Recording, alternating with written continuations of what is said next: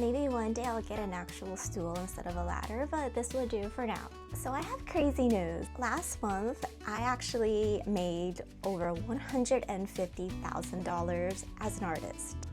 Still sounds so surreal. However, as amazing as it sounds on books and paper, I don't get to take home that entire amount. So today, I do want to talk about my different income streams as well as my expenses so I can see exactly how much I'm taking home at the end of the month. It is so hot. And now my dog is barking. All right, so let's start with the numbers because this is what everyone sees online. So my income, I opened up my TikTok shop back in 2024 and it has been serving as a little source of income for me. It has been relatively steady and I do make a decent amount each month without having to put too much effort into it. So for my TikTok shop in May, I made approximately $1,000. For my Etsy store, I opened that a little bit after my TikTok shop. My Etsy store, I made $3,000. This is also something that, I just set up and leave aside. I just have my products running and I don't really put too much time into updating any of the listings. Etsy, although it takes a good amount of fees, it does serve as a good outlet for sales. It does the marketing for you. It provides you with the exposure.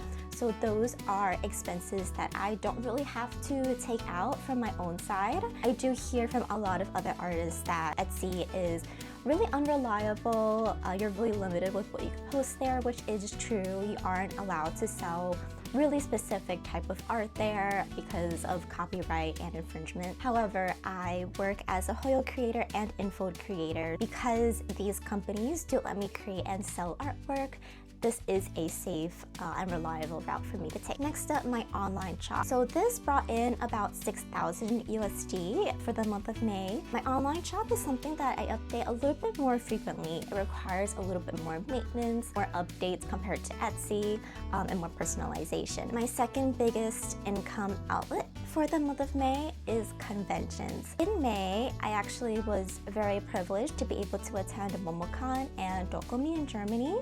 These are very huge conventions within the anime community, and I was able to vend there as an artist. So for MomoCon, I made about 5,000 USD, same with Dokomi. For MomoCon, it was a more local con, local as in regional. I am based in New York and MomoCon is in Georgia. So hotels and flights were a little bit on the pricier end. I was still able to walk away with 5,000 USD, which is a pretty good amount of sales to cover up my expenses. I will dive into expenses slightly later, so just bear with me. Dokomi is considerably the third largest convention in the world, so there was a lot of people. However, if you had followed me on Instagram, you would have noticed how bad of an experience I had there. Long story short, my luggages were lost by the airlines on the first day. I had nothing to show for on Friday, which is actually the busiest day at Dokomi. Usually at conventions, Saturdays would be considered to be the busiest day, but Dokomi is different, every country is different, and Friday was the day to make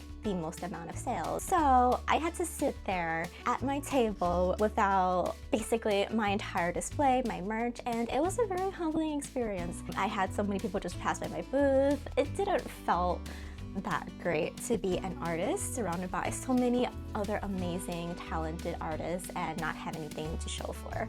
But at the end of the day, I was still able to walk away with a profit, so not entirely complaining, and I was also able to bring along my cousin and we were able to travel and explore Germany around together. All right, so I think we have a good amount covered, and I do want to touch upon the biggest revenue stream I had in May, which is crazy. I ran a Kickstarter campaign on May 1st, and that reached 80,000 sales in the first day. The Kickstarter ran for 30 days, and by the last day of May, I raised over 130,000 USD. Thinking about it now, I am still pretty speechless. I remember when I first ran my first Kickstarter campaign, I made a few thousand, and I thought that number was just out of this world back then. It was my first Kickstarter campaign. I didn't know exactly what to expect, and I was selling lanyard keychains. So I made my first 1,000 and I was like, holy crap, this is amazing. And as time passes on, I started experimenting with new products, started making bags, blankets, plushies. Coming into this year, I decided I wanted to create a crazy Kickstarter campaign. I want to see how far I can push myself. So in this Kickstarter campaign, I launched 15 plushie designs, 5 sticker books, 6 washi tapes, a plush blanket that weighs like 6 pounds, 5 Eda bag designs, and like so many stickers. I really put my entire soul into this Kickstarter campaign, but this was also the first time I was launching a project for Love in Deep Space, and I really didn't know what to expect. I didn't have crazy high expectations. I just wanted to hit my Kickstarter goal, which is 10K, and that was the highest goal I've ever set. I hit that goal in like the first 5 minutes. I cried. I was hysterical. The amount of feedback and support that I received for this campaign was absolutely out of this world. So that was actually where my biggest chunk of revenue came from. It is from my Kickstarter campaign. My doorbell rang, so I will be right back. I got flowers in the mail. Put this down here. All right, back to expenses. Sometimes I just really can't read what I wrote. So my smallest expense was 1.1 thousand USD for my artist alley fees. So this covered the convention tables as well as any other additional expenses that occurred for me to vend at these conventions. Things like purchasing the internet, purchasing another chair, purchasing another badge for my helper. All of that equaled 1.1 thousand USD. Did the math wrong for one of this? All right, my next largest expense would be the fees that I pay to ship out all of my merch. So this would also cover shipping boxes, labels, all of that good stuff. That ended up costing about 1.8 thousand USD. That had to be paid, things have to be shipped out safely, it has to be done. The platform fees.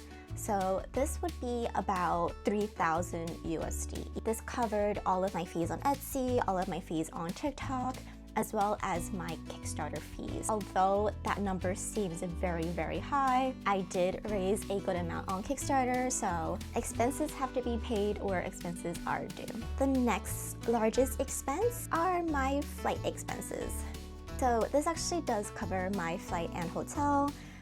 I paid about 4,000 USD for my flights and hotel to both MomoCon and Dokumi. Dokumi wasn't too bad because I was able to really split the expenses with my cousin, so that did harbor a lot of the cost. Georgia was pretty expensive. It was a pretty expensive city to go around in, yeah. And last but not least, my biggest expense would be the $50,000 even from my Kickstarter.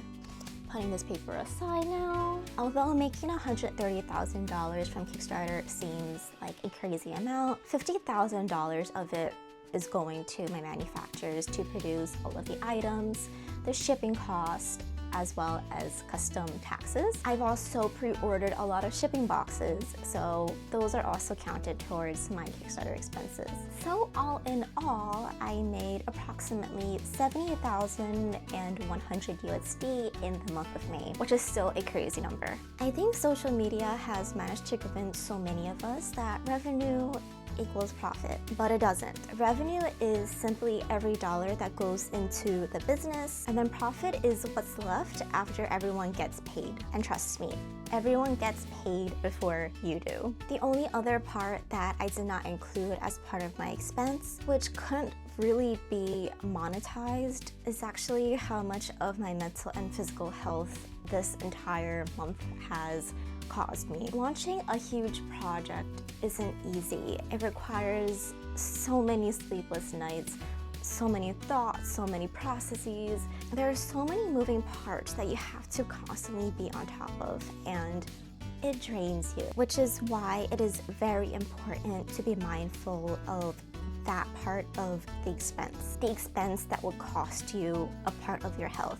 And because of that, I spent a majority of June just recovering, spending time with family, spending time with friends, trying to energize myself and focusing on my health again, especially after a very stressful month filled by a ton of different events. And although you would typically consider expenses for my Kickstarter paid, there is still so much time and effort that goes into completing the project that people don't talk about. There are things like responding to emails, responding to messages. I also launched a promo on my Kickstarter where every 100 USD spent, you'll be receiving a little gift. And while it looks very cute and rather simple, this takes a long time to put together. I spent about 2 to 3 minutes hand packing every single one of these, and I have to make over 1,000 of them. That time is also an expense that I have to consider, and every second that I spend writing letters to my community as well as packaging these freebies is also an expense towards the Kickstarter. I'm getting up now because my butt is hurting, but if you're watching this while working on your own dream, whether that's art, a business, writing, or something completely different, I hope that this video reminds you that every person you look up to once started with something that nobody saw. The biggest lesson from this month wasn't how to make $150,000. It was learning that dreams can compound on itself. It just takes hard work and thousands of ordinary days to make a good month.